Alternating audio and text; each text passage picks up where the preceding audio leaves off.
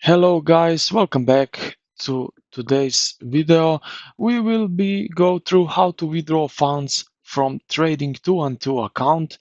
So you will need to be logged in your Trading212 account, and what we need to do is go here, tap on the account menu. So these are these three lines right here, um, like that, and then you will choose funds.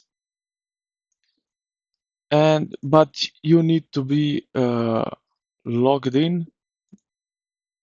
But after that, you will have options where it will be said that you can withdraw money.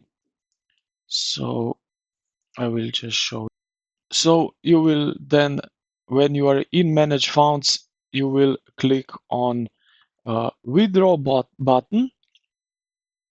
You will need to confirm your password. After that, you will choose an account. You will also type in the amount of how much will you like to withdraw. And for the last thing, you will just confirm withdraw. And this is how you withdraw your funds out of Trading212. Pretty simple. You just need to be logged in and verify your information, personal information, and that's it.